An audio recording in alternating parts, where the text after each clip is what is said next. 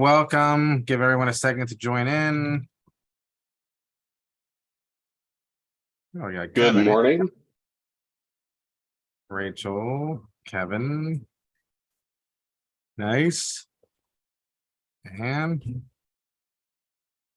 all right, awesome. Well, let's get started. So the agenda for today is kind of user stories, actionable user stories. And Rob and I will introduce ourselves in a second. My goal is to go through the first maybe 20 minutes of some baseline of user stories, actionable user stories.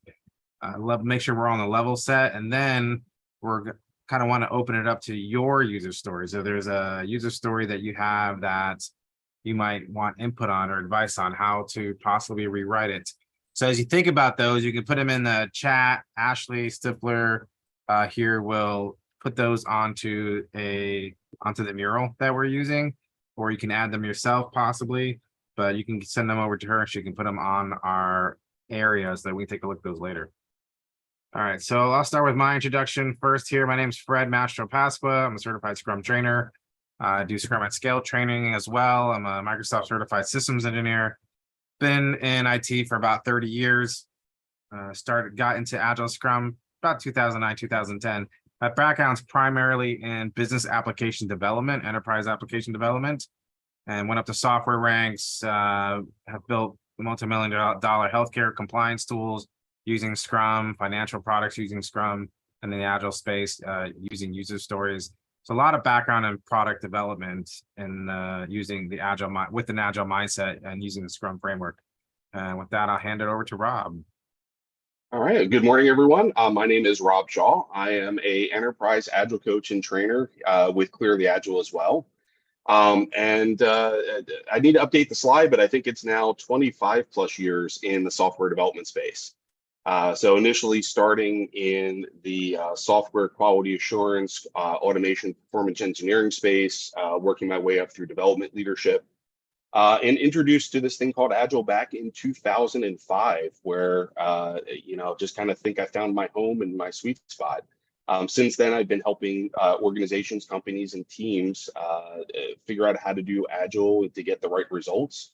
Also have a fairly wide breadth of experience in scaling, both Scrum at Scale and using SAFe Scaled Agile Framework for Enterprise, where I'm also a certified coach and trainer. And we'll leave it at that so we can jump in. So good morning, everyone. Morning. All right, so Ashley's going to share a link to Mural. I'm not going to go over the Mural navigation. If you're familiar with the Mural, great. If you're a little bit tech savvy, you can figure it out. And if you're anti-tech savvy and can't figure it out, that's perfectly fine. Just put them into the chat and Ashley can add it for you. But there's a blue section over here. If you get into Mural, you can just move your mouse to drag around the board. You can double click anywhere and add your user story here under your user stories. And so we'll kind of keep an eye to see what pops up there. So Ashley just put the link in. You're more than welcome to join the Mural, but you don't have to. You can just pay attention to me and the share, and that's perfectly fine. Also down underneath that, there's a questions and answer. This is our parking lot. So if there are things you want to ask, that you feel free to put it in the parking lot. Again, you just double click anywhere. It'll add a post-it note. Again, you don't have to come into the Mural. You can just send them to Ashley and she'll put it in there for you. If you want to navigate really easily, there is an outline button in the top right that says outline. That'll take you to those areas, user story and parking lot. But again, this is just, I don't want to go deep into Mural explanation, but it's there if you want to have access directly. And so with that, I will be sharing on the left-hand side here. I'll be moving through the Mural and sharing where I'm at, what I'm talking about. Feel free to click on my avatar on the bottom and say follow, and you can follow along with where I'm at and what I'm doing. So first poll, I believe, is behind this door number 1. Are you using or have you used user stories? So that's going to be popped up in the poll there. Actually, you should already see it now. So first poll, do you currently use or have you used user stories in the past? In the past, meaning you don't use it anymore, but you have in the past. Currently I'm assuming you've used it in the past and currently, and then never have used user stories. Just get an idea here. All right, nice. So we have 71%. So we can end the poll there, Ashley. Everyone's answered. Oh, wait, I thought everyone answered. Never mind. Someone must have just joined. People are joining live. Shelly Davis. Hey, nice to see Shelly. I haven't seen Shelly in a while. Thomas, nice. Some familiar names I'm seeing there. All right, so we have 71% currently using it, 25 in the past, and 8% never. That's interesting. Well, good. I'm glad you're here. All right, let's continue. Sorry, we can just lock this. Somebody unlocked my board. All right, let's continue to the next section here. So what is it? What is a user story? A user story is a syntax. It's a way you can write your PBIs, or not. Let me say, rephrase that. It's a way you can write your requirements. As a user role / a persona, I want some business needs, so that's some business reason. The idea behind a user story is from the perspective of the user, which is why it's called a user story, right? Not from the perspective of the person that wants to do that's doing the work, but from the perspective of the end user. So as a user role or persona, I want some business needs, so that business reason. Or another way to look at it is as a who, I want what, so that why. Right? A user story is not about design, and it's always from the perspective of an end user. It shouldn't be as a developer. I want to add tables to the database, right? That's not a user story. There's no value there. So it's a way you can write your requirements. It's a commonly used tool in the agile space and on Scrum frameworks because it's lightweight, which we'll talk about here in a second. So that's the syntax, right? Way to write. We're gonna add something, Rob? I was just going to say that it really is about capturing the need that has value to the user, right? Not what we think is an organization, but right, what does the user actually need? What's going to delight them? What's going to add value to it? What's going to help them do their job, right? So the thinking template kind of helps just force that mindset to kind of get you out of your own head of, is this a good idea? And says, right, what does the user say about it? What value does it add to it? What do they get when we build it? Yep. So next poll is, are you using user stories within the context of the Scrum framework? I just want to gauge if you're using user stories in some other context or using within the Scrum framework. So quick survey there. Let's see who else. Oh, Blessing. Welcome, Blessing. Annette. I remember the names. Some of you have been in previous classes. Awesome. All right. So everyone's using that's voted as yes, no no's. All right. So good. So with that, then I'm just going to kind of quickly explain the difference between a user story and a PBI. Those two terms are interchanged often. User story, product backlog items. User story is actually not part of Scrum. Scrum just says create product backlog items. So in Scrum, we have a product backlog, which is a collection of product backlog items. Scrum simply says that your product backlog items have a description, an order, and a size. So that means those are what we call PBIs. So this would be considered a valid PBI that we wanted to add a phone number. Add an international phone number to a customer records, right? It's number 17 in the backlog, product backlog, and the effort is small. That's a valid product backlog item. It is not a user story because it's not written in the user story syntax. But if I was to rewrite it in the user story syntax, right, it would say, as a sales manager, I want to add a phone number to a customer account so I can call them to collect payments about their subscription. That's a user story. It's a product backlog item written in the format of a user story. So it's a PBI written in the user story format. Does that make sense? Then every user story is a PBI, but not every PBI is necessarily a user story. So hopefully that clarifies a little difference there. I'm not sure, Rob. Fred, I was going to say, is it okay that if not all PBIs are written in user story format? Yeah, it's perfectly fine. We have a mix of both. Often what we'll do is we will have bugs and defects, some things we just write in whatever format everybody can understand. And then new feature development, I often will write in user story format. So you can have a mix and match of both. Yeah. Awesome. All right. So one tip I use if you're doing Scrum and PBIs is I use the I want phrase as the title of the PBI. For example, in this case, I want to, and then the rest of that statement up to the so that would be the title. I want to, example, add a phone number to a customer account.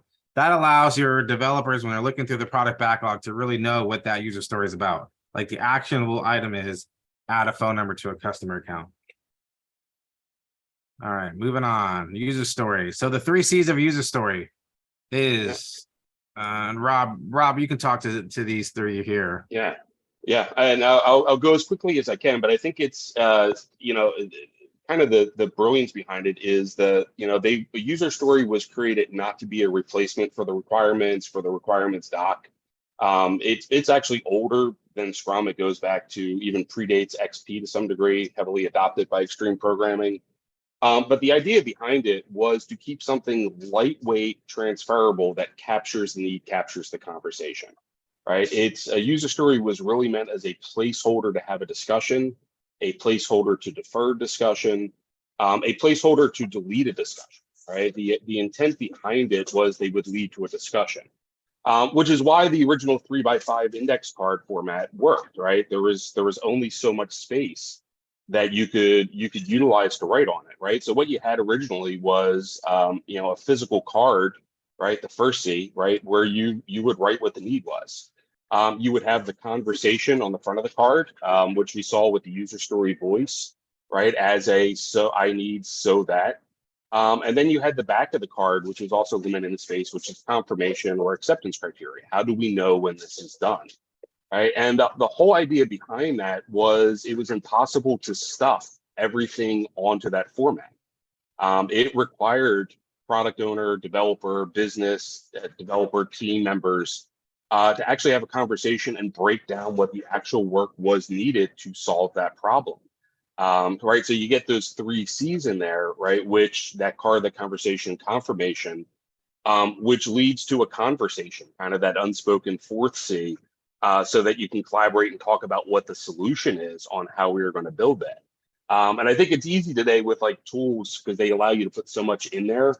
To kind of going back to the roots actually helps you understand how to use stories better. Yep, good. Thanks, Rob. Mm-hmm. All right. So then with the user stories, now that we're kind of level set what a user story is, it's about that syntax. All right. A user story typically is well, not typically, it's always from the point of the view of the end user, whether it's a user role or a persona. And so a user role is anybody that uses your product, any consumer, any user, people impacted by your product are going to be your user roles. So think of a plane. If you were to get on a plane, I'm just going to add it, just throw it in the chat here. Who would be a user role of a plane? You're traveling on a plane or you're on a plane. Who would be your user role? What type of user role can you think of for a plane? Passenger.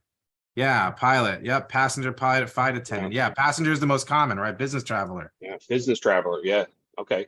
So if we look at, right, the captain. Yeah, those are all user roles, right, of your system. Let's see how you guys did. So passenger is the first most common thing thought of. But if you think about, some of you pointed out here, a passenger can be broken down, right? First class passenger, business class passenger, economy class passenger, right? Absolutely. And then some of you got flight attendant. Yep, captain and the co-pilots, right? User roles. What about the maintenance crew member, right? We start to forget about, oh yeah, they use the plane too. They don't fly with your plane. They're not a paying customer, just like some of these other ones, but they're using your product. So a user role is not just the person paying for your products, it's anyone who has to use your product, right? Who else do we have? Some of you haven't gotten these other ones. Baggage handler, they use the plane, right? They use it completely different than everybody else. What about the refueling crew member and someone who interacts with your plane, is affected by your plane, but doesn't actually even step a foot on the plane? Air traffic controller, right? They are also a user role of your plane, but they're not ever anywhere in the plane, but they're still a user role of that plane. That makes sense. Rob, are you going to add something? No, you just got me thinking about who's the guy with the orange cone things. Yeah, oh, yeah, that's right. I don't know what he called the traffic Yeah, is director. that refueling crew or traffic director? Director or something. Yeah, I don't have to get the official name, but those are the user roles. So all your user stories would be from the view of one of these, right, one of these people. Now, what you do with your user roles is your user story can be from the perspective of all your user roles, but you'll usually take the most important user roles and create personas out of those user roles. Personas developed for your most important user roles, and it's a fictional character, demographic information, psychographic information, day in the life of. And the reason for that is, if you remember, we talked about that a user story is not about design. It's not about the design of how it's going to look, because that should be inferred by understanding the persona. Or if your team truly understands the persona, they should be able to design for the customer. For example, we have Janice, the diabetic patient. right? If we understand about Janice, right, doesn't use technologies, age 60, checks her sugar levels every day, spends a lot of money on medication. We start learning about Janice here and the diabetic, and we can start building our product and design it around this persona. So as Janice, I want to be notified. That design is going to look completely different whether we're talking about the 60-year-old Janice who's not tech savvy versus a mid-20s technically savvy person, right? Those are two different looking products, right? And who's our primary user role? And for our most important user roles, we're going to generate a persona. Not for all the user roles, but typically your more important ones. Right. And so question to you, or one other thing we do too is not something I do, but other teams will do it because they're struggling, is some people will use as a system as their persona. If you're a middle tier type of product, it might be easier to say as Netflix, I want, something that Netflix system wants. If you're providing data to Netflix, you could get away with that. I personally don't do it because I still go to the ultimate end user. But that is something a lot of teams do, and it's acceptable in the community. So question, so what does a persona mean? So persona is just like, it's a fictional character. It's the persona of, it's usually a generalized fictional character that represents your customer base. Usually your marketing department will already have one, or if you have a user experience person, they may have them already. But you're going to usually generate like a persona, a fake person that's going to represent a segment of your customers, or really represent one of these user roles. So for all these user roles, I would have a persona of a captain, a persona of a first class passenger, a persona of a flight attendant. And these personas would be fake people with demographic information, psychographic information, but I'd want to make them alive and real to my team and my developers, so that when they design, they keep Betty in mind, they keep, John in mind, based on who that persona is. Yeah, Right, I think I was going to say, Fred, it's like intentionally starting out and saying, who are the types of users in our system, right? Do we have buyers, sellers, administrators, inventory, third party? And then for each of them, right, how would you describe who they are and how they use the application, right? Which gives the developers context. Now, when they see buyer, right, they already know that speed to upload or making money or profitability is all like what they're thinking about.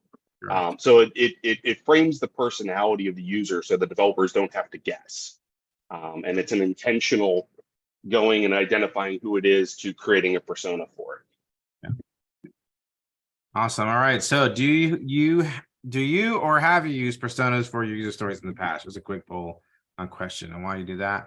Don't forget, you have the Miro link. Maybe Ashley, if you could re-put it in there afterwards, that you can, if you want to add your user stories to the blue area, or send them to Ashley and we can review them afterwards as well. All right, so personas, we have kind of let's see, 65. 2/3. Yeah, 2/3. Yeah, 65. 2/3. Yeah. Nice. So a lot of you do use your stories, which is good. All right, then we might ask a shout out later of like where we've seen the benefit of that. All right, so good to bad to good. So this is an example of a bad user story here, in that as a bank user, I want a username box, a password box, and a submit button, right? So that I can log into the system. That's because it's about design. It's about solutioning. You're telling the team how to get this done. They may have a better solution for you, but the idea behind a user story is not to design and solve it. I want a drop-down box. It's more about the what behind it. This also helps drive conversation with customers. A lot of times when we build for external customers and we're building their product, they will just tell us exactly what they want, like this. Oh, I want a username box, a password box. I want to drop down here. And we will often have to ask a lot of whys. So why do you want a drop down of holidays? Why do you want this? Because we're trying to understand the root problem they're really trying to solve. Often customers will just give us the solution. And then our goal is to try to figure out what's the actual problem. And then we educate them like, okay, I understand that's what you're saying. And if that's the best solution, if a drop down here is the best solution, we will definitely do that. But now that we understand the real problem, we might have better solutions that we could use to solve that problem.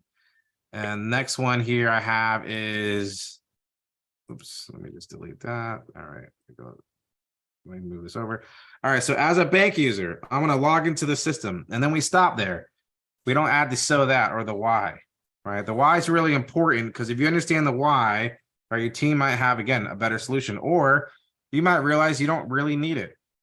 I had a team that was doing a survey assessment tool, and they had a login, and then we asked them what's the why behind it, and they couldn't come up with the why other than we want to log in. And it was about a 45-minute conversation, but they finally realized they didn't need to log in or authenticate a user. And I won't go into it, but the why is really important. So what's the why behind here? A lot of times what people will do is they'll repeat the what, the want into the why, or the what and the why. As a bank user, I want to log into the system so that I can log in. Right. Yeah, that's a bad, you're just repeating yourself, right? Why do you want to log into the bank system? Really think about what's the why behind it. And so if we come down to here, right, as a bank user, I want to log into the system so that my information is only available to me and kept private and secure from other people, right? That's the real user story there. Not to repeat the what into the why. So some tips around that. The so that is probably the most critical part of it, right? To understand the why. Don't repeat the what and the why, and don't repeat the why or the what in the confirmation or acceptance criteria, which we'll kind of cover later. So what we'll say is, as a bank user, I want to log into the system. And on the confirmation or on the back, we'll say, verify that I can log in. And that's the right, that's not a valid or good acceptance criteria there. I don't think there's any polls this one. All right, moving on. And again, feel free to put questions into the chat. Ashley would take those, put them on the parking lot. If you have the mural link, you can put questions down here in the parking lot as well if you want to do it yourself. All right, there's other ways you can write user story formats. You don't have to use these. They're just out there. They're not as well used or as common, but I want to at least show them to you. So that's the format you're used to, right? As a user, I want what, so that why. Some examples here. As a passenger, I want to board a plane in my wheelchair so that I do not have to try and walk due to an injury, right? Or as an economy passenger with kids, I want to board the plane before anyone else so I can have more time to get my kids settled. All right, so acceptance criteria is the confirmation. So I'm just answering a question in the chat. So I mentioned acceptance criteria down here. I'm going to cover it here in a second. So we'll come back to acceptance criteria. As an analyst, I want to know which countries produce the most leads so I can have marketing focus more online campaigns in those countries, right? Those will all be in the format of a standard user story that you're used to, all from the perspective of an end user. But there's other syntax you can use. Your brain might work backwards. Your brain might think of the why. It's like, I don't want to have to walk due to an injury. I need more time to settle the kids. Those are the whys. And your brain might work in that way. And so if that's the case, you might be more interested in the other format. In order to why, who needs what.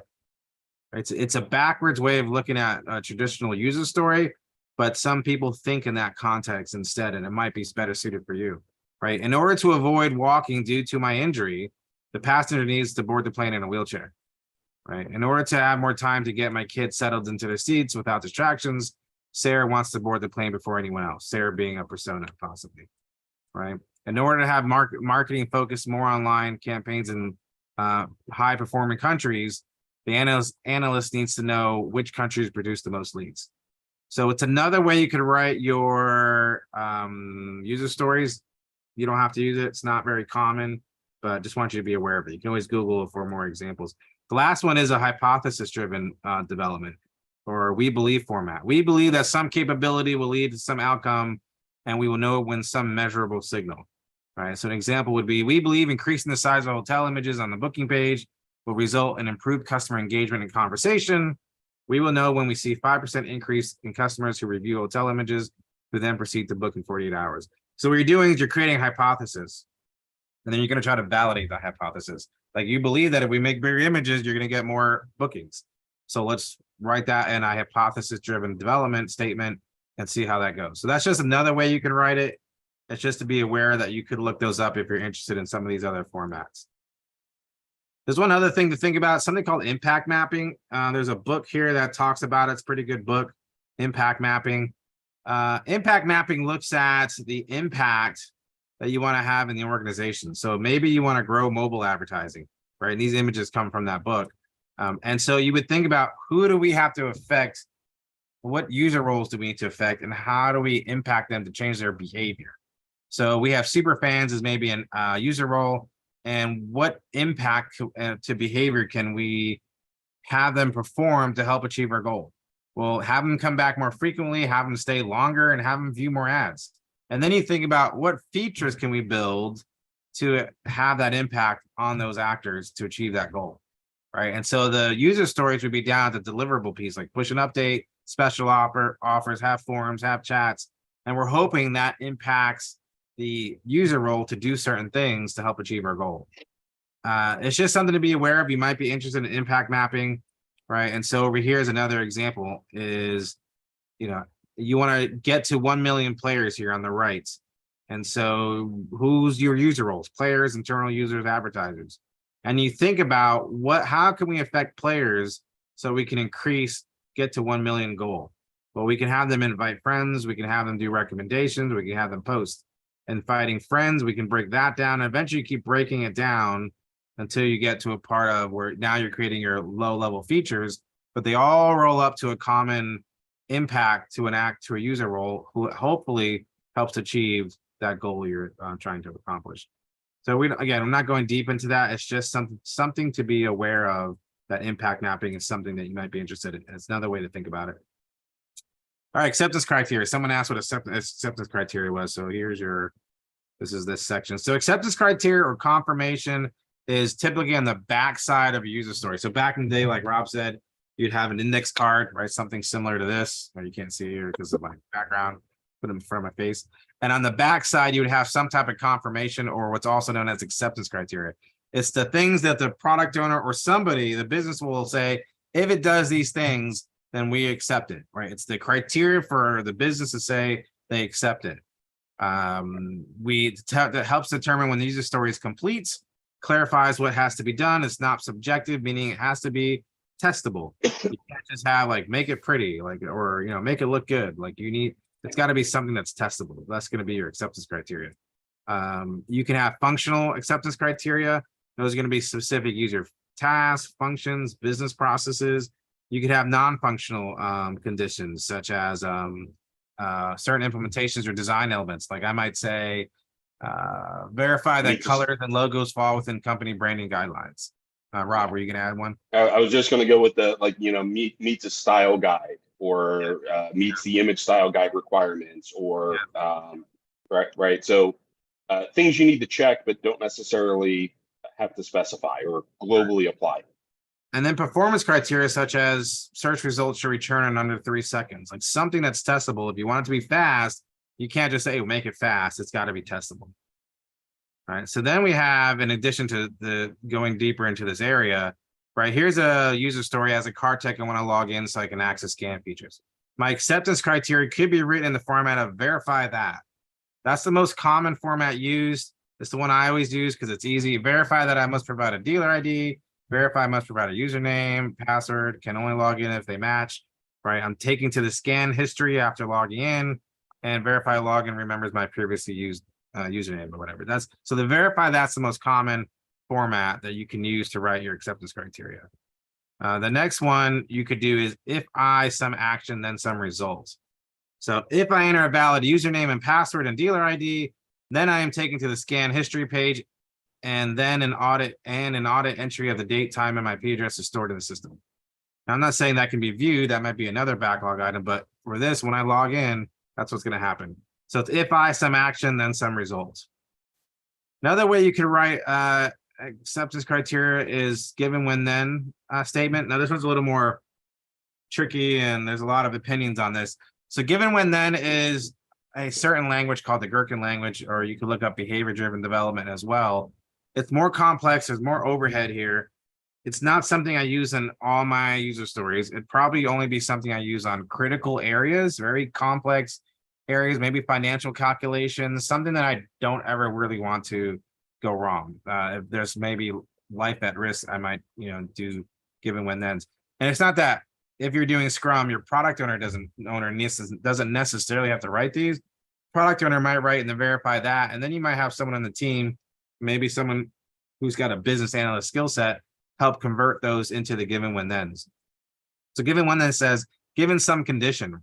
So given that the username JSmith exists in the system with a password of valid pass, when I log in with the username JSmith and valid pass, then I'm taken to the scan history page and an audit entry is added. Right. And then I can have the failed version of that. Same username exists in the system. When I log in with the username of JSmith and password wrong pass, Then I'm given the message invalid username and password, please try again. And I get an auto entry. Right. And this would all be in the same user story, even at 3 different cards, it's going to fit in. Now, given that user exists, when I log in with the username of jsmith with password wrong pass, and this is my third attempt within 1 minute, then I'm given the message invalid to username and password. You are locked out for 30 minutes. And an auto entry is added, and an account jsmith is locked out for 30 minutes before another attempt can be made.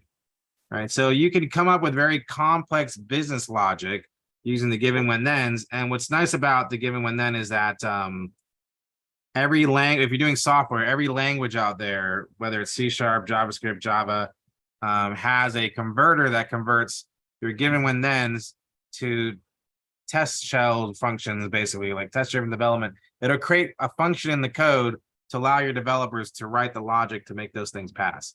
And then if you ever want to know how does this part of the product work, you'll have the given when thens to provide you that exact logic. But it's a lot more overhead. It's not something I would use on every user story.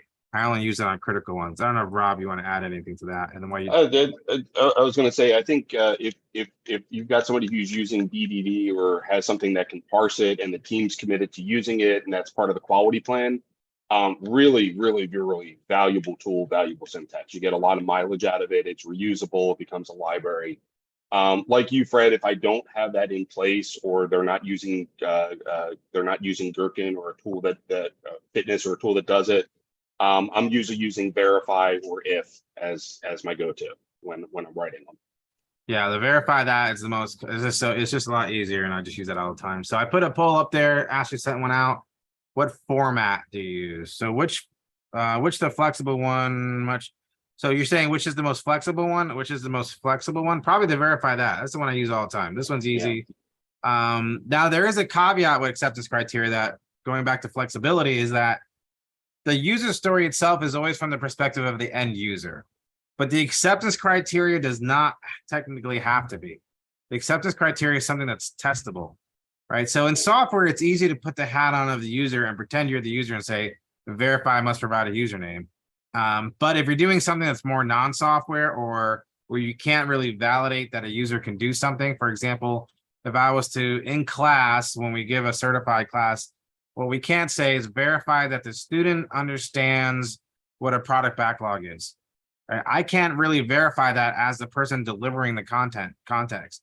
Because I can't get in the student's brain. So I can't say verify that the student understands. What I can say verify is that it's. What was that? I was going to say verify that it's pretty. Yeah, verify it's pretty. It's subjective. What I can do is say verify that I explain what a product backlog is. Verify that I explain that the product owner owns the product backlog, me being the person delivering, they're doing the work or delivering the context. Yeah.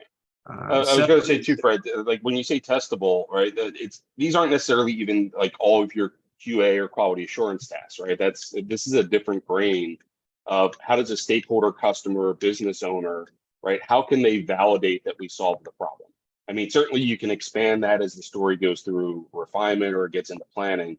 But they're more at a, right, can anybody pick this up, run through the checklist and check off like, yeah, I'm logged in. Yes, I can see my profile. Yes, I can see that the passwords match, right? Yeah. It's a criteria to validate that the problem has been solved versus what are the 100 tests that we need to do as a team to validate quality, right? So it's a different grain. So it looks like almost everybody's using verify that in some capacity. Some people are using a mix of both. So it's an interesting. And a lot of you are using given when thens, which I find very interesting as well. It's good. Is there a fixed number of checklists? So I don't want to give you a number for that question. It's the question in chat where like, is there a fixed number of acceptance criteria items?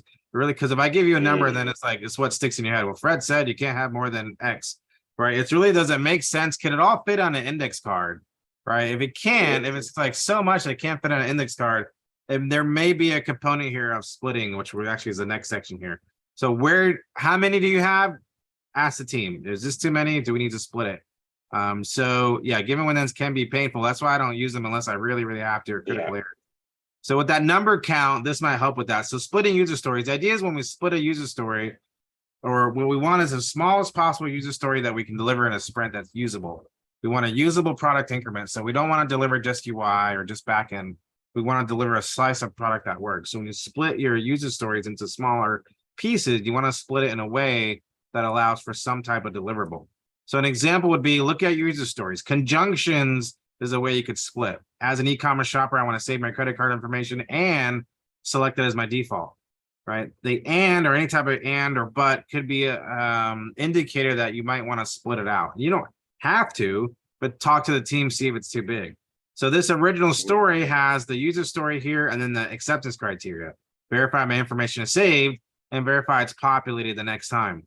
But I might split that out into two to say two different user stories, right? And say, as the first one on the left here, I want to save my credit card information. And the one on the right is I want to automatically populate. Right. So that would be a way you can split it. So the save one would say, save my information. Maybe I can name the card. Maybe I can save more than one card. And I mark those blue to indicate those could also be their own user story, right? You might even split that. That might even spawn off some other ones, right? So conjunctions is a way you could split into smaller backlog items. Another one is variable options. As an e-commerce shopper, I want to search for products that fit my needs. Well, think of all the possible ways you can search for a product, right? This kind of goes back to Yazid's question, right? You could have by name, by color, by weight, by length, by brand. And you could by author, by whoever, as many different fields you can think of. Every single one of those data points or fields could be its own product backlog item or its own user story, right? And so you might say color could be its own user story, weight could be its own user story.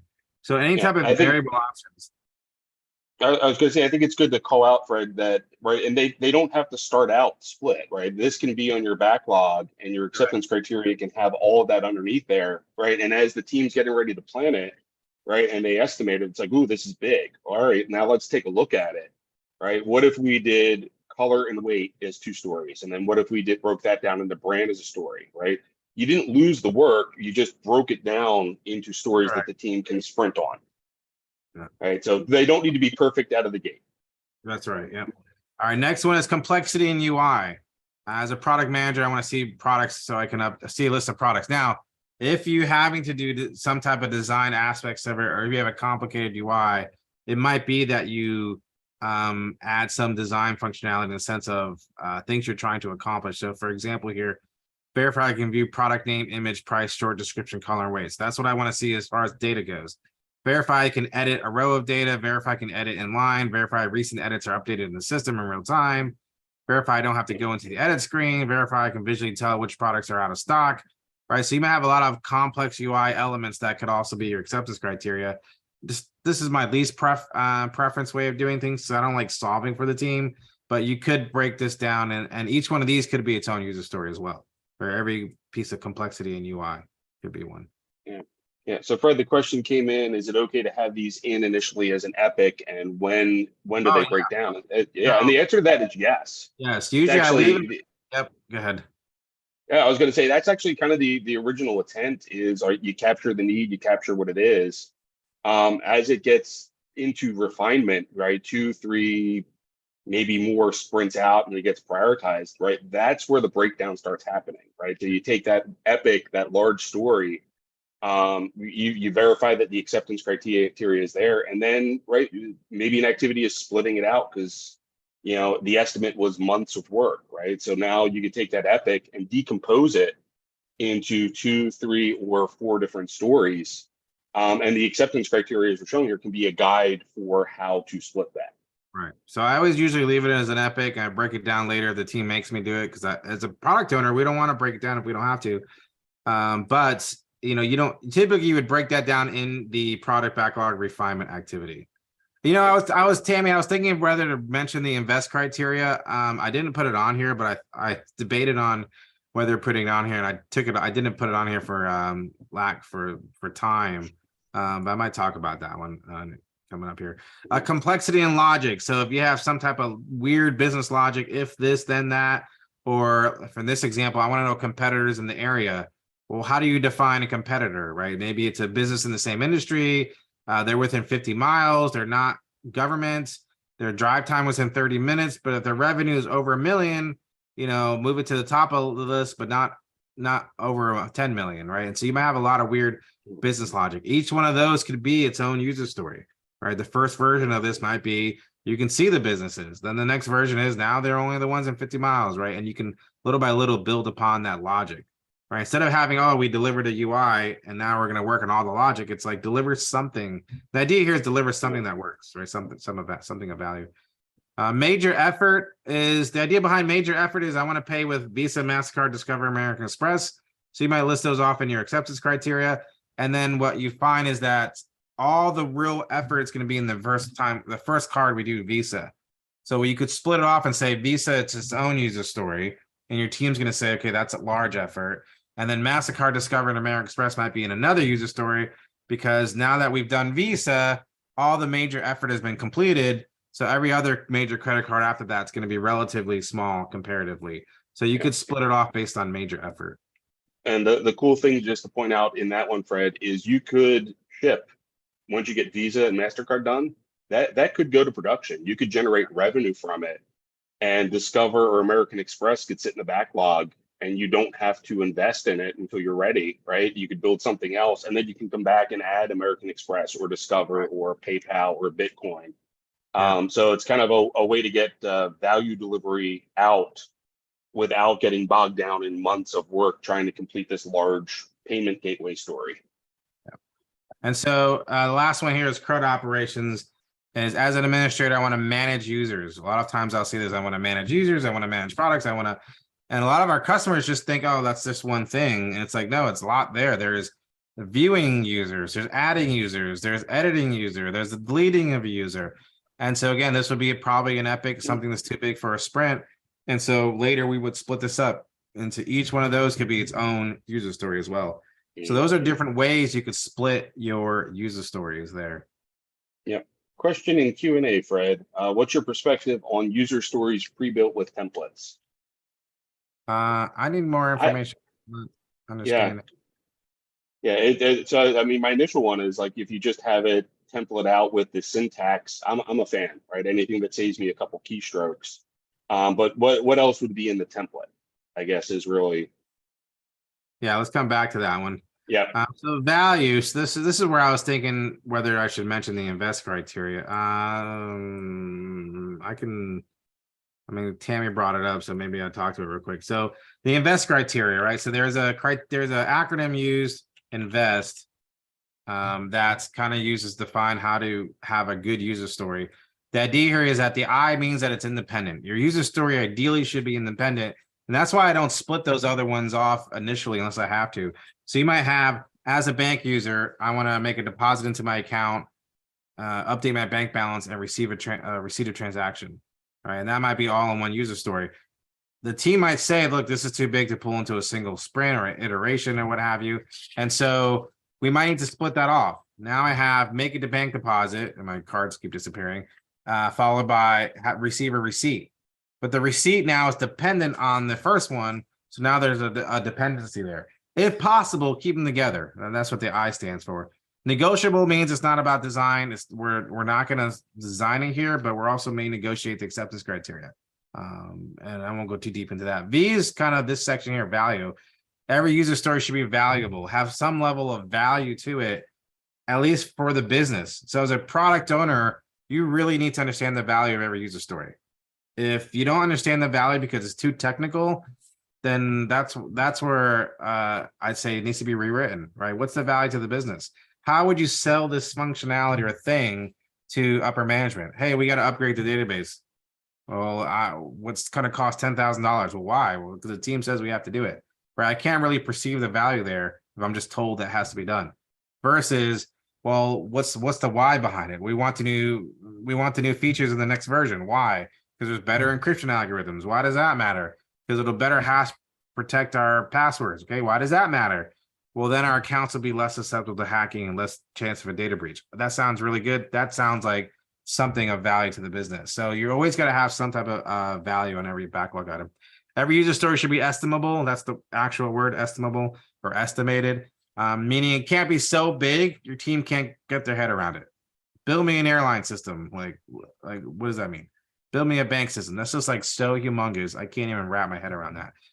Small was the original word for invest. We often say sized appropriately if you're using Scrum, because at the top of your product backlog, you want small, well-defined. at the bottom of your backlog. If they're not small and they're large, like Rob said earlier, it's fine because we'll break them down later. So sized appropriately is the term that we use, and they should be testable, right? Oh, good. Thanks. You put that in there. All right. So last one here. So these are just examples, right? If you look at these, maybe you'll find one that fits kind of what fits at home to you, right? As a customer service representative, I want to select select the city from the drop down menu, right? That's a bad user story. As a product owner, I want to search for books by rating. These are all bad user stories. You'll see in a second here. As a developer, I want to add shipping address tables to the database, right? Again, from the purpose of the developer, what's the business value to that? Right. So I don't have to add to the make to the model changes, changes to the model later. I'm like, as a product owner, I have no idea what they're talking about. As a game player, I want to securely log in so that I can log in securely. Right? We kind of talked about that one. And as a customer service representative, I want the system to be fast. Right. So we look at the whys, they're bad, but there's 100 ways to write a user story, right? You can always find different ways to write a user story. So here are the reasons why they're bad, and here's how you might rewrite them. Right. A lot of you are dealing with this. This is the most common one. As a developer, I want to add shipping tables. Right. But it's like, as a new customer, I want to store my shipping information so that I can use it with future purchases. Or as an existing customer, I want to enter in my shipping information so I can get an estimate on shipping costs. Right. It's really, what's the benefit to the end user? What's the end user doing? How they're going to benefit from that. And with that, that is all the core content we wanted to deliver. This is usually like a 1 day class. We just threw at you in like 20, 30 minutes. So I'm sure that I don't expect you to understand all of it, but there will be a recording. You can play it at half speed if you want to.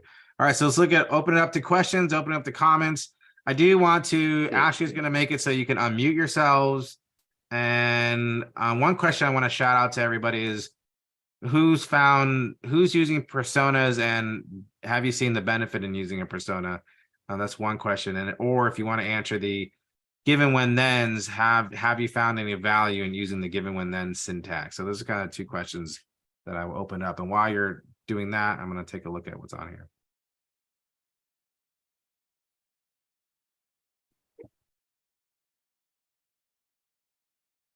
All right, so who's using personas, and have you found it beneficial?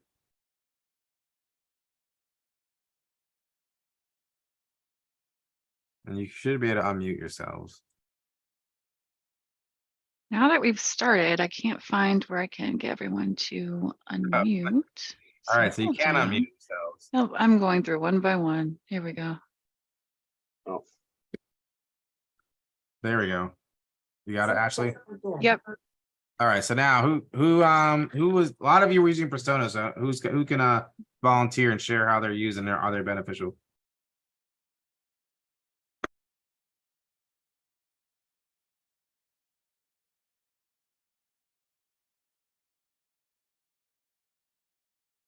I see a hand up. I saw a hand up somewhere. I saw a blip. I'm looking for it. And you can just start talking, whoever wants to. I'll answer. No. We use personas. I work in the fintech industry, so we have end users of our product. We have financial institutions who purchase our product. So we use personas in that manner because it does matter whether we're trying to do what, provide some type of value that are actual end users of our product, or whether it's that, our financial institutions have something that they need out of our product. Awesome. Thanks, Shelly. Maria, did you have something? You had your hand up. Yes, hi guys, and thank you for this, by the way. I learned a lot. So at my last job as a Scrum Master, the product owner came from the client. We did software for clients, and we just built the developer team, and I was part of the developer team. And when we did not have personas or user stories from the product owner or the client, it made everything so much more difficult. So when I did sit down with the product owner to do them as best as I could with the little bit of knowledge I had starting out, it made a huge difference, like drastic difference. So definitely learned a little bit more about product owning and that side of it, being kind of having to step in and help him do some of that. Nice. That's good. That's good to hear. That's awesome. All right, so we got a user story here. Let's look at here. As a developer, I need an API to intake email data. So I'm gonna make some assumptions with the limited time we have. So you're a developer, so I'm assuming some emails coming into some type of software product. So I can automate ticket creation in my system. All right, so you're receiving an email from somewhere that's going to automatically create a ticket. So maybe it's a support email. Again, I'm gonna make this up, right? Someone emails a support email address and or I guess submits an email to an API or submits a post to an API, and then from that you want to create a ticket. Verify there's a secure API that can intake the email address, email body, and email subject from an email. So first, we're gonna figure out what's the benefit here. There's got to be somebody using that ticket, right? So we're creating a ticket for the purpose of someone else to look at, for someone else to use and do something about. So I'm just gonna call that as a support person. I was gonna say Right? it sounds support driven. Yeah, as a support team member, right? That's my take on who the end result is, right? So I think now from their perspective, what do they really want? I want to be notified, or maybe even viewed, but I want to be notified of new support tickets. And maybe since it's coming through an API, my assumption is coming from some third party. Maybe it's coming from an outside. Let's say it's some type of customer, a customer in the field thinking I want to be notified new support tickets from we'll say Netflix. Let's just say Netflix is sending you emails from Netflix users. I want to be notified of new support tickets from Netflix users so that I can, view it and resolve the problem in a timely fashion. Right, that's like, again, this is with the limited information here, right? So now as acceptance criteria, what might say there? Verify that. Here I could say, verify that an email can be, I could say be posted to the API, and Rob, you can tell me if you disagree or Yeah. not. Verify No, that. no, I was gonna, I was going to do my monologue. For that are captured. Whoops. yeah, verify that the email allows you to submit the required fields or Yeah. rejects if you don't have the required data. Yeah, verify that. Yeah. It's created. Ticket is created. Verify that a invalid syntax verify the sender is notified if the syntax is rejected or invalid. It's kind of where I'm going, right? What do we get if it works? What do we get if it doesn't work?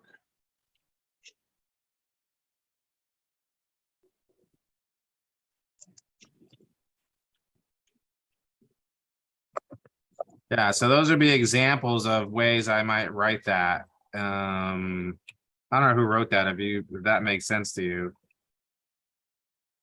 Right, but now it's from the perspective of the end user. I can still check all the things we want to do before, right? Oh, and the secure, right? So we can say verify. Right, all that stuff is a solution. Verify that the API endpoint utilizes, whatever, SSL encryption. Something. Yeah. Now, Fred, as you're typing that, right, I think the question that comes up here a lot is why would I go through the effort of doing this, or why would I go through the effort of rewriting it?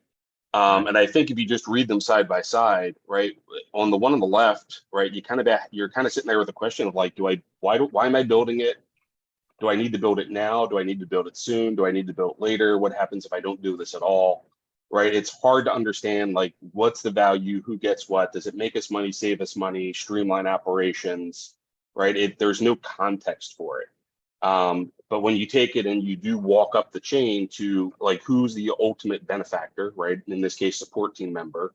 What do we get, right? So, we get time saving or the ability to resolve things quickly. right? Now, as a product owner, as a team, like you have context, and it's like, okay, maybe it's not this sprint, but absolutely in the next 2 or 3 sprints. It puts it in something where you can prioritize it against its neighbors versus this vague do something tech that's cool, and we use the words API in the story, right? As a product owner, I want this structure so I know why am I going to spend time, dollars, team time with it, right? And that thought exercise of going that extra little bit to rewrite it helps you get there. Yeah. And so, oh, Ashley said the winner of the Amazon gift card will be announced by email this afternoon. Rob, can you talk about the templates in there? There's from Denise and Susan. Or any of you want to speak up? I'm not understanding the template part of the user story we're talking about. So if you guys would unmute, like when you say template, is it just, you hit the new story button and the as a I need, so that pops up, and then a little thing that says acceptance criteria first bullet, or are you templating it more than that?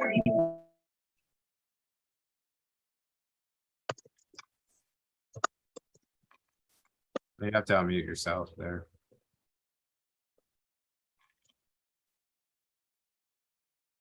Hello, can you hear me? Yes. Absolutely. There you are. Hello. My question was more around the initial, what you said is I work across multiple projects because my teams span across many platforms, and I can go into some boards and create a new story on their board, and the template is like War and Peace. Or I can go into another board where it's simple, it's the as I you don't have to fill in every section. I feel I spend a lot of my time cutting and pasting away. So I think internally we probably need to get smarter with that, definitely. Yeah, so I will take a stab at that. Thank you. All right, so I guess that if I'm going to paraphrase it back, right, but sometimes, right, you have to fill out like 20 pages of data to create a story because the template is horrendous. I feel like I'm doing a functional doc, to be honest. Yeah, you're doing and that's where I was going to go with that, right? If you go back, like that whole original concept of a user story was to get out of that. And there's usually some sort of missing refinement or collaboration step with the team that they're trying to replace or save time on by having to do that. A lot of times you see that come up too, where it's data housekeeping, data purity, right? So there's secondary information they want to track about the story, right? What business area, what type of investment is it, right? And they want that captured. So I mean, I think templates are good. In general, right? And a lot of times I'll put a couple of required fields on there, right? Like, so what investment category, what business area, what functionality area, absolutely. But when it comes to, right, can you template the conversation? No. Can you template the collaboration? No. Right. So when it gets into what should be a refinement discussion, I'm usually looking at that from a coaching perspective. Ooh, how do we bring these people to a room? Right, and maybe we have placeholders for that in there, right? But I don't want to ever shortcut the power of the user story, which is the collaborative conversation. So yeah, templates, yes, but if they're painful, something's off. Yeah. All right. And with that, we got to wrap up. I'm sorry I think there was one last question we didn't get to, but that will complete the webinar. So appreciate your time. Hit us up on LinkedIn. Feel free to follow Rob, myself, Ashley, and thank you very much for attending. That's it. Webinar is over. Thank you. Good night. Take Thanks, care, everyone. We'll just hang out for a few minutes, see if there's any. Excuse me. All right, so that's it. Ashley, you can wrap it up. All right, so I will be sending out an email this afternoon. There'll be a link if you all need to refer back to the webinar. So we did get this recorded. And I'll also announce the winner of the gift card. Again, yes, it's just one winner. I do a random drawing using a spin wheel of everyone that attended. So you all will see who the winner is this afternoon. And hopefully we'll see you next month. Maybe we should do it live next time, Ashley. We just spin at the very end and. Yeah, maybe we can do that. Thank you so much. Thanks, guys. All right. Take care.